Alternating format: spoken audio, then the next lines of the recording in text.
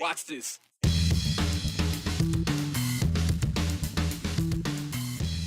The governor thinks a tax cut of $100 million is enough.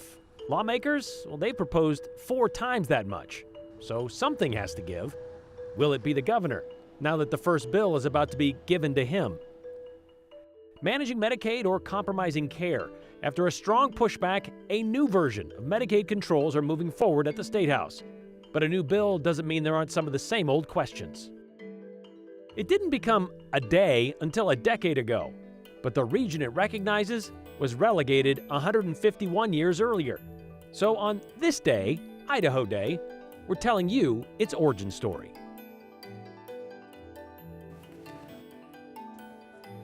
If I would have thought we could do 450, I would have proposed 450. That's $450 million, and that's Governor Brad Little commenting last week on the difference between what he believes is a fair and manageable tax cut. During his State of the State, the governor proposed tax relief of $100 million. And so far this session, Idaho lawmakers have proposed more than $450 million. The first chunk of which totals more than $250 million and just cleared the legislature. House Bill 40 would lower the state's income tax rate, expand military pension exemptions, and eliminate taxes on precious metals. But as Aspen Shumpert learned, the proposal sparked spirited debate on the Senate floor as legislators weigh its potential economic impact. This is the people's money. It's taxpayer money. It's our money. And I think it should go back to the people. The Idaho State House turned into a financial tug-of-war Tuesday as lawmakers wrestled over what would be the largest tax cut in Idaho history. I would probably characterize it as also the most irresponsible. House Bill 40 would trim Idaho's income tax rate from 5.6% down to 5.3%, which lands at about $240 million, staying in Idahoans' pockets. Rather than them paying it to us, we're letting them choose with the $240 million where they're going to spend it. And as all of us have witnessed and understood in the last few years, when there's been stimulus dollars given to individuals, taxpayers, they spend that. And that stimulates the economy. While the $240 million is the biggest piece of House Bill 40's $253 million tax relief package, the bill also sweetens the deal for military retirees by expanding pension exemptions, plus eliminating the capital gains tax on gold bullion. If there is hard economic times coming for the people of Idaho, the best thing this body can do is cut as many taxes and fees for them as possible. But the proposal isn't without its critics. Those opposed question whether the state can afford such a substantial revenue cut. We have yet to set a state revenue projection amount, and that's problematic for me. In my opinion, we have no business voting for tax cuts until we know exactly what we have to spend. Would you do that at home, in your own budgets? Would you spend money not knowing what your revenue number is? While those in favor of the bill say they aren't worried about concerns that this would take away too much of the state's revenue. Idaho keeps a good amount in cash reserves. From what I understand, it's around $1.4 billion. That gives us a little bit of, I guess, comfort, the idea if there's a little bit of a shortfall. Who should make the sacrifice? Will Idaho's citizens bear the brunt of that sacrifice, or should the government? Opponents bill are calling this a Christmas tree bill, where lawmakers are trying to address a few things in one bill. Senator Janie Ward Engelking, who voted against the bill today, says she liked the veteran portion of the bill and wished it would have been on its own introduced. Now, this is just one of several tax relief bills that we are seeing this year, and the question poses, are they going to be able to do all of them? It sounds like not. We heard the governor's amount on what he's thinking, and these reliefs are adding up to be more of that. True, and as regard to that Christmas tree bill, they proved last year they kind of disregard that, so who knows if that matters anymore at all. But when you talk about these other tax breaks, there are more, totaling about $476 million, because there's also this House Bill 93, which takes $50 million out of the revenue. So all of this is losses, and it costs money to run a state. That's what I think the argument was. Do we know if this tax bill, this one particular, goes through, what that would mean for like you and I. Yeah, Senator Wintrow talked a little bit about that today, of this working class. What would they get back? Okay. And it was about $137, and she argued. $137. Yeah, and she argued, have you gone to the grocery store lately? That might take care of one trip of groceries. And so that was an argument we heard from her today. $137 a year. Yeah. Okay. Thank you very much, Aspen. All right, an interesting intersection with the tax cuts and this next story. Concern of state spending, of course, is always a concern. Yes, Medicaid is now in the crosshairs for conservative lawmakers. They say if Medicaid costs aren't proactively reined in, it's going to compromise the budget, which, depending on what passes this year, could already be compromised. Who knows? Education, transportation, public safety, you name it, it's all on that list. It could all be at risk if Medicaid spending goes too far, they say. Well, they tried it once already this session. But House Bill 138, after barely passing the House 2 weeks ago, seems to be dead now in a Senate committee. But now another watered-down version just cleared the House Health and Welfare Committee. Critics call House Bill 345, and yes, we've had 345 or more already proposed in the House side. They call it an attempt to take medical care away from people who need it most by, well, burying them in paperwork. Here's Joe Paris. There's a lot of opinions on the word compromise in politics, but it does appear to be a central theme of a new Medicaid cost containment proposal. I think that we heard a lot of debate in committee and on the floor about some perceived issues. Representative Jordan Redmond is a sponsor of House Bill 345, a new attempt to prevent a runaway Medicaid budget. It includes a work requirement for able-bodied adults to stay on the program, working 20 hours a week or volunteering 20 hours a week or participating in a work program for 20 hours a week. I think we left it broad enough, and we have a lot of carve-outs in there as well, that it should be really attainable for a lot of folks. And I believe that there's so much value in work. I think that it builds the person more than it helps anything else. Deep in the details, the bill includes budget reduction strategies focusing on limiting program expansion and reducing reimbursement rates, a key to stringent program management. We need this safety net program in place. We have to have it. We just need to make sure that we're not going to burn it all down while trying to keep this. Critics appreciate key differences in the latest attempt. Well, this one isn't a wholesale repeal of Medicaid expansion, so I guess there's that. But still, lawmakers like Representative Alana Rubel worry that strict reporting requirements from Medicaid users could cost Idahoans their coverage. It puts in extensive paperwork processing and submission requirements. The upshot of that is people get sideways with the reporting requirement and they end up stripped of their Medicaid coverage. The problem Rubel sees from there? If we kick 25,000 people off of Medicaid who are working but just didn't properly process all their paperwork, what's going to happen to those people? We have ended all of the social safety net programs. We've ended the CAT fund, the indigent fund, all of the things that would cover their care. After House Bill 138 passed the House, there was chatter in the hallways of the Capitol that major stakeholders rushed to push lawmakers to redraft the idea. Yeah, that's absolutely true. So after we had some momentum on 138, we had a lot of folks, providers, constituency groups come together and say, hey, let's talk about, here's the issues we have. Could we look at this? What does this look like? And so I think that it creates a really good bill. But are lawmakers listening to Idahoans? Total disregard of the people's wishes. Yeah, I've said before, some of these folks, it's like they're legislating on the Fifth Avenue principle when Donald Trump said he could shoot somebody on Fifth Avenue and still get reelected. That's kind of what we're seeing here, where they just disregard hundreds and hundreds of people coming in to testify against. If you're going to create a large pool of uninsured people, this could actually put us in a worse position with respect to this population than we were in before we passed Medicaid expansion. There's nothing in this bill that gets rid of Medicaid expansion as a whole. There's zero in this bill. We want the best bill for the state of Idaho. So as Brian highlighted a moment ago, technically the previous iteration of the legislation is still alive on the Senate side of the building. Remains to be seen, though, if it would actually be heard in committee. And Brian, as you kind of heard in the conversation there, when I talk to critics of this idea, they tell me that it's better than the provisions that could potentially fully repeal Medicaid. However, there are still questions on both sides of the aisle about the federal investment. So if you didn't know this, Medicaid, for example, is paid for 90% by the federal government. Right. If that contribution were to ever change, it would vastly change how Idaho handles the program. So there are provisions in this new legislation on how to handle something like that. It has been pointed out, though, that Republican states, red states, they actually utilize Medicaid at a higher rate than blue states. So it would be interesting to see if the Trump administration or Congress would take action. It's interesting also, as Representative Redmond pointed out with 138, that this was all about accountability, but we've had several people text in that Wait, they want accountability for medical care, but not when it comes to private school education.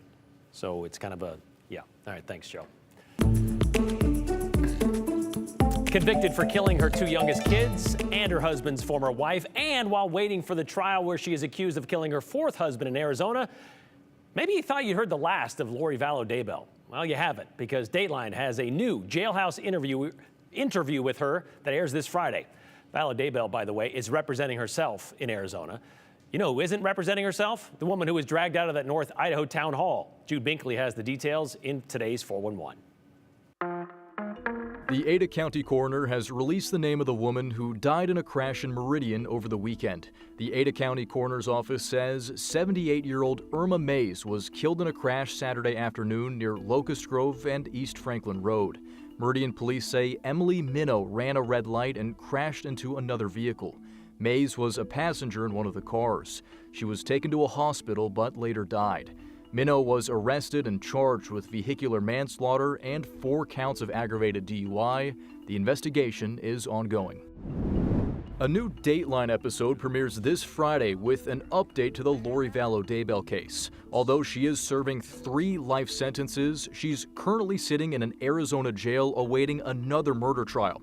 This is her first television interview, and you can watch the exclusive interview on Channel 7 this Friday night.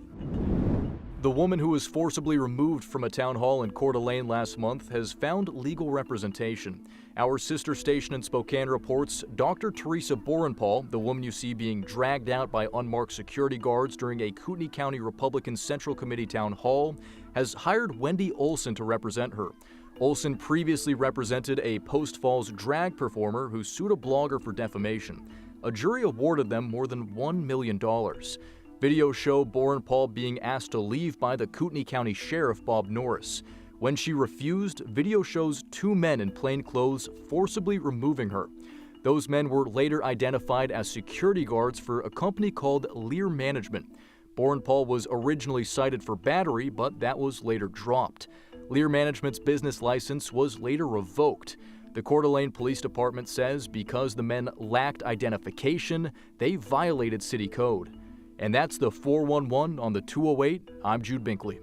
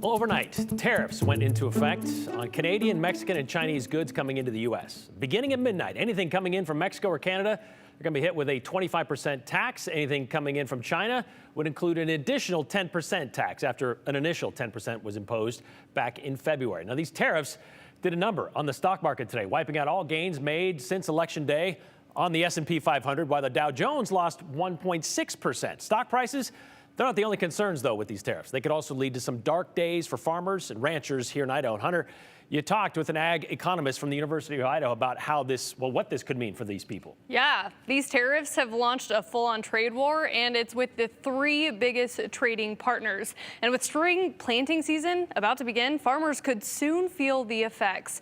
A major chemical in fertilizer gets imported from Canada, which could raise the cost to plant crops for farmers. According to the Associated Press, China is retaliating with tariffs of up to 15% on a wide array of U.S. farm exports, which is expected to take effect March 10th. It's a big hit for American farmers, including right here in Idaho, who export a lot to China. Chicken, wheat, corn, cotton, all subject to 15% tariff and 10% tariffs on sorghum, soybeans, pork, beef, fruit, vegetables, dairy, and aquatic products. A University of Idaho ag economist says the overall impact will depend on whether it'll be a short-term or a long-term deal. Either way, he expects there will be impacts to cost because the impact it brings is to the supply and demand. I think that the ag community is going to be hurt. I will say that relative to other states in the Pacific Northwest, I think Idaho is going to weather it better. When you look at a lot of the policies that are in place in Washington, for example, with their labor laws, and a lot of their climate laws that are starting to hit agriculture really hard right now, I see Washington hurting. Washington growers are going to hurt a lot more than Idaho growers because Idaho is still very ag friendly. Now, this is still a developing situation. There's a lot of questions producers are still looking to have answered. But coming up at 6, we're going to hear from the Cattle Association and the American Farm Bureau about their responses to the tariffs. And are we still not getting any responses to the tariffs from our congressional delegation? Correct. That's still not happening. Still waiting to hear. Okay, just to be clear. All right. Thank you very much, Hunter.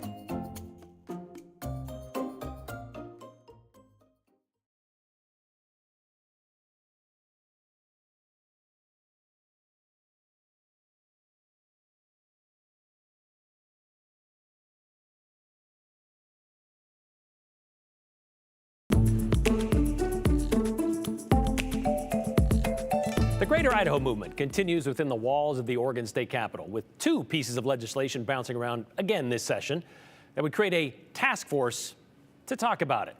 Idaho last flirted with the idea back in 2023 when GEM state lawmakers passed a resolution inviting the two states to talk about it.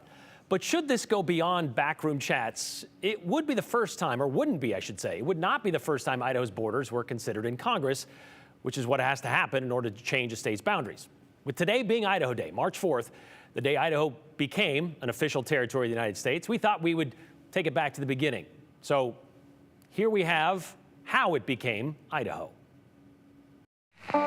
Before March 4, what we know as Idaho was split between the territories of Oregon and Washington. Then in February 1859, the Beaver State was born, with Oregon becoming the 33rd state to unite, which left the Washington Territory to kind of work around Oregon. From Utah in the south, blocked by the Bitterroots in the east, and then a left turn toward the Pacific. A year later, gold was discovered, first in Pierce in the Clearwater Range, then in the Boise Basin in 1862. Suddenly, the people in the east outnumbered those in Washington's west, and the need for a new territory sparked Congress to get creative. One idea was to keep Idaho's panhandle with Washington and combine the southern section with Wyoming to create Idaho. However, that would mean moving Washington's capital out of Olympia, to be more centralized. Well, not wanting any of that, Washington decided to ditch everything east of Lewiston. And on the last night of the 1863 session, on March 3rd, Congress carved out the Idaho Territory, which was apparently going to be called Montana until it wasn't. The next day, President Abraham Lincoln signed off on the deal, which is how March 4th became Idaho Day, honoring a stretch of land from Oregon's eastern edge north all the way to Nebraska in the east. A territory that once topped Texas in total size. Well, 6 days later, President Lincoln appointed William Wallace, Idaho's first territorial governor, who arrived in Lewiston that July. He decided to convene the capital in Lewiston because, well, he could get there up the Columbia River and was closest to his home in western Washington. However, since Idaho was created on the last day of the congressional session, they apparently neglected to appropriate some money to establish the territorial government. Well, that wasn't Wallace's only obstacle. Those obstacles would be the three mountain ranges dividing the territory, making it difficult to govern and even get around in such a large and isolated territory. Didn't matter, though. During that first meeting of the territorial legislature in Lewiston that fall, Wallace was selected as a delegate to Congress, and then he went back to D.C., leaving Idaho in the hands of the territorial secretary, that'd be William B. Daniels, who wasn't considered a good fit for the job for, quote, want of a sufficiently strong and cultivated intellect, end quote. The next year, Montana Territory was created. Then in 1868, Wyoming was created, thus creating the Idaho state borders we have today.